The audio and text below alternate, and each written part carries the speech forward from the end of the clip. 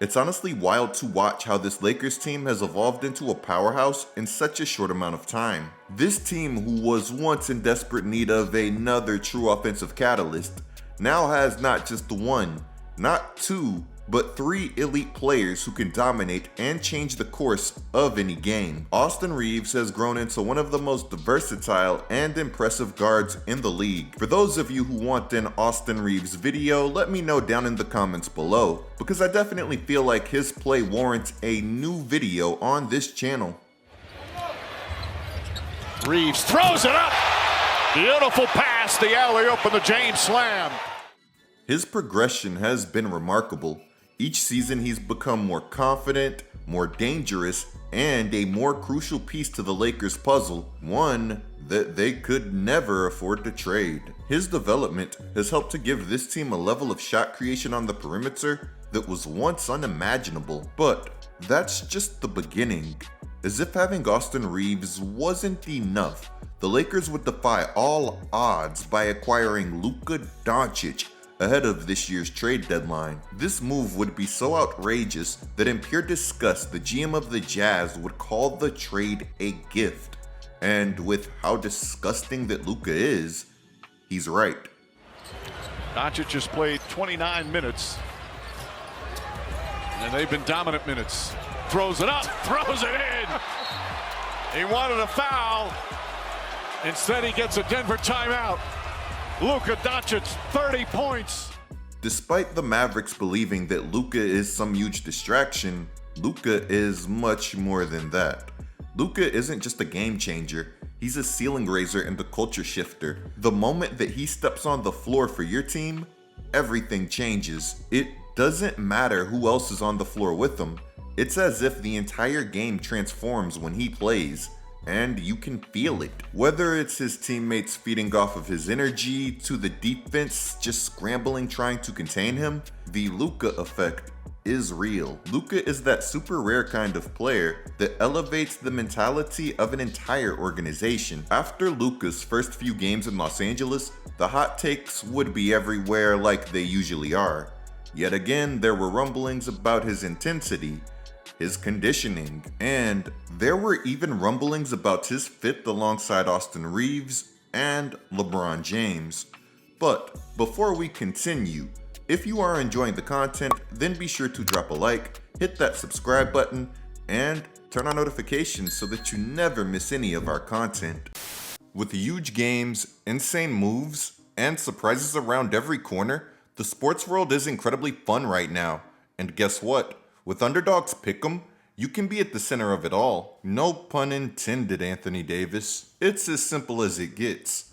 Just make your picks, watch the action unfold, and if you're cooking like a prime Chef Curry, you can win big. Sign up now, lock in your picks, and let the excitement begin. Just like that, I've already submitted a lineup. Right now, when you use my code COOP to sign up, you'll score up to $1,000 in bonus cash, plus a free pick. Not only do you guys get some serious rewards, but you're also supporting the channel. Thank you guys for the support, and thank you Underdog for the sponsor. Luka is a once-in-a-generation talent. His vision, his ability to break down defenses, and his scoring prowess make him one of the most dominant forces in the NBA. Luka may not be LeBron, but in many ways he is the closest thing that we've seen to him. His combination of size, skill, and basketball IQ allows him to control the tempo of any game. Luka has the ability to carry an offense in ways that few players can. But as good as Luka is, as I stated in my last Lakers content, even he is capable of having bad games. And that's exactly what he had in his first 3 games with the Lakers. While Luka secured a win in his debut, the team would shortly drop 2 straight after that. The back-to-back losses to the bottom-dwelling Jazz and Hornets raised plenty of questions, with many prematurely doubting Luka's fit in a system that had been centered around LeBron James. The Hornets game in particular would be a rough outing for Luka.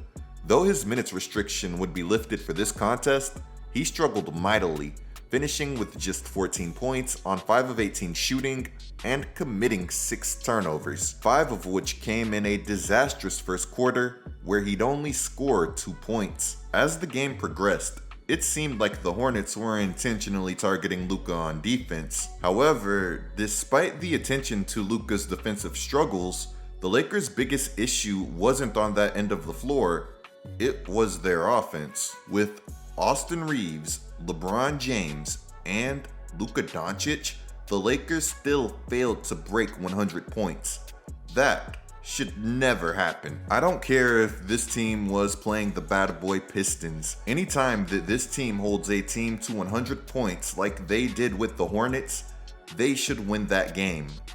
Following this performance, Luka didn't hold back in his assessment. Obviously, it's going to take a lot of time. Today, a lot of rustiness for my part. So, start the game with like 4 or 5 turnovers. That can't happen. So, it's got to, play the basketball the right way. Even when it comes to greatness, nobody ever wants to hear something like it's going to take some time. But often, time is exactly what is needed in this world that is hyper-focused on instant gratification. When Kyrie first joined the Mavericks, Luka and Kyrie didn't look like a perfect match, and the team struggled. As a result, concerns about their chemistry quickly emerged. But much like the doubts surrounding Luka and LeBron's ability to coexist, those concerns were always nonsense. After those pitiful back-to-back losses, the Lakers would win their next game against the Portland Trail Blazers, but due to Luka managing his left calf injury, there would be no Luka Dončić. Bron continued his hot play, dropping a 40 ball, while Reaves followed him up with 32 of his own. This win would help to set the stage for a huge matchup against the Nuggets, who were on a 9-game winning streak and had frequently gotten the better of the Lakers in their recent matchups. So much so that at one point, Mike Malone had people calling him the Lakers' daddy due to his team's dominance over Los Angeles. He came into this world as the son of a coach, but in these playoffs, he became the Lakers' daddy! Before that Nuggets game, Luka was averaging 14.7 points, 6.7 rebounds, and 5.3 assists per game in Los Angeles, shooting only 35.6% from the field and a mere 20.8% from 3. His averages were low and his efficiency had been nasty. It was evident that the Lakers hadn't yet seen the full impact of Luka at his best. Given that he was returning from a calf strain that had him sidelined for over a month, it wasn't surprising that he'd have a slow start with the Lakers, but regardless, Luka had been doing everything that he could to get back on the right track.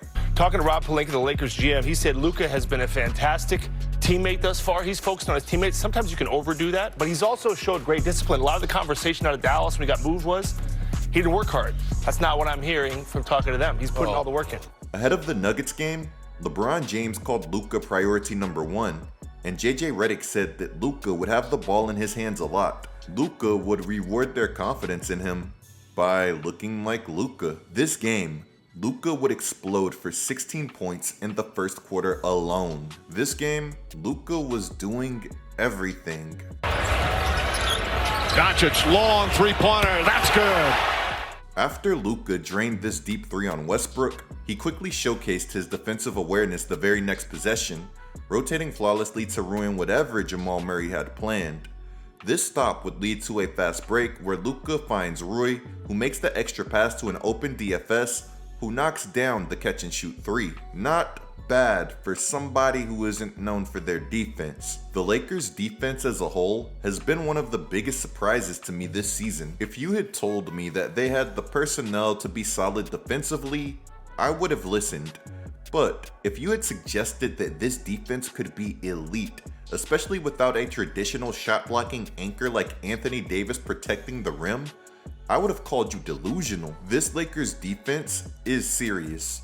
As I mentioned in my last Lakers video, over their last 15 games, they stand at the top of the mountain alone, possessing the best defensive rating in the league. This defense made life miserable for arguably the best player in today's game, Nikola Jokic. Instead of just relying on the one-on-one defense of an elite defensive player to bail them out, they threw everything and the kitchen sink at Jokic. This man is going to be seeing extra defenders in his sleep for a few nights. With every step that he took, he felt this defense. Nothing was easy for him. Passes can come from anywhere from playing with Bron and J. Kidd and those type of players.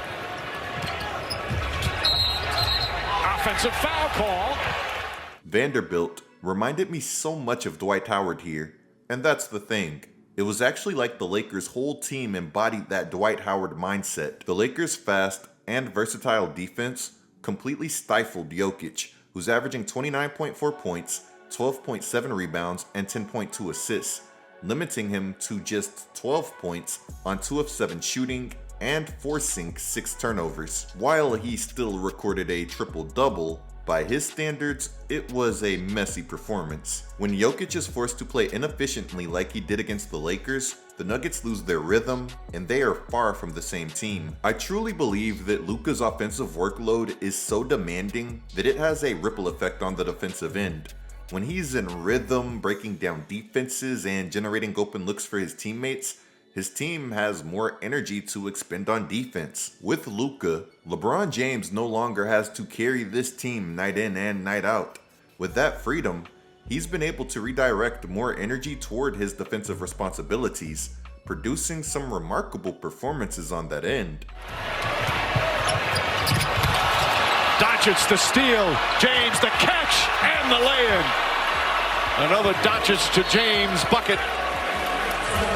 And a timeout call by Michael Malone. As of late, Bron has found himself getting way more easy baskets than usual. 8 straight points to start, and the lead is cut to 1. The Nuggets have yet to lead in this game. They've trailed by as many as 14. James drives and finishes. Observe the gravity that Luka commands in this pick and roll. He manipulates the defense perfectly, getting both Jokic and Brown to bite on the action. Michael Porter Jr. is forced to rotate to cover Hayes, leaving the guy who has more points than anybody in NBA history wide open on the weak side of the floor. LeBron James should never be wide open. A masterful read from Luka leads to an easy dunk for Bron. Their chemistry is serious. With a final score of 123-100, the Lakers cruised to a comfortable victory. Luka finished with a stat line of 32 points, 10 rebounds, 7 assists, and 4 steals, which JJ loved those 4 steals. Contributed. Luka, it's good to have you back. Yes, sir. It's good to have you back. First team all defense. First team all defense. The beauty of this performance was that it wasn't some out-of-body performance or anything like that. This performance was just Luka Dončić looking exactly like the Luka Dončić that should have never been traded. 4 Lakers eclipsed the 20-point mark, contributing to a well-rounded performance. Overall, again, it was a great game for the Lakers and a poor one for the Nuggets. This game had the Nuggets doing some serious reflecting after it. Mike Malone would admit that he was outcoached. Meanwhile, Jokic would say that their 9-game winning streak meant nothing since they were playing against injured or bad teams, and that maybe they aren't as good as they thought they were, to which I would say, what if the Lakers are just that good? The difference that a Luka Dončić and a JJ Redick make. Shout out to JJ. With him being Bron's podcast buddy, I can admit that I had some serious doubts about his hire. These doubts were aligned with the way that the Lakers were being managed as a whole, but doubts are doubts, and I was wrong. So again, shout out to JJ because he's been killing it in Los Angeles this season. He seriously just keeps getting better. Look at what JJ would say a few days after that Nuggets game. It's always been with Luka, whether that's been as a teammate, when we've seen each other at games that I've attended or called or had him on the podcast, and so different as a coach. I think where him and I communicated the very first day he got to LA was just like, are you comfortable being coached with honesty? And he said, yes. Are you comfortable being coached with direct communication? He said, yes, that's what I want. And I said, okay, great. Then you and I are going to be good. And it has been. I really don't think that there's a better coach in the league for Luka Dončić. Following that high-profile Nuggets game, the Lakers would have another major matchup. This time they would be facing off against Luka's former team, the Dallas Mavericks. This matchup is a matchup that Luka Dončić would take personally.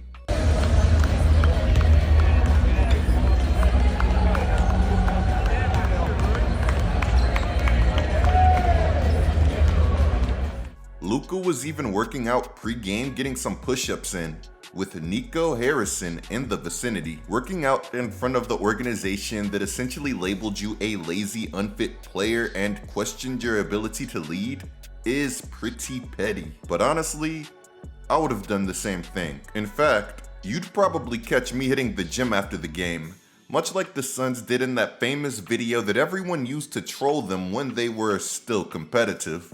Yeah. Winners work, baby. Winners work, baby. That's what the game do, man.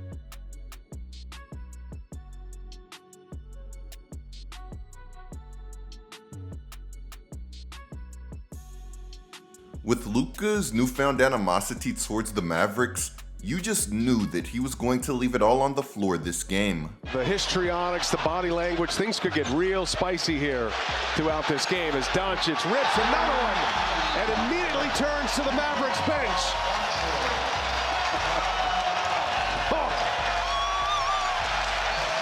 He definitely lived up to expectations, leaving it all on the floor like I had just said. He dropped a crazy triple-double of 19 points, 15 rebounds, and 12 assists. His loud triple-double and overall impact on the floor overshadowed the fact that he went 6 of 17 from the field and 1 of 7 from 3. LeBron, on the other hand, he efficiently ate. He had 27 points, 12 rebounds, and 3 assists, while going 11 of 17 from the field and 2 of 4 from 3. He continued to show that he could thrive playing without the ball, with him being on the receiving end of some beautiful dimes and making some huge plays off of the ball overall.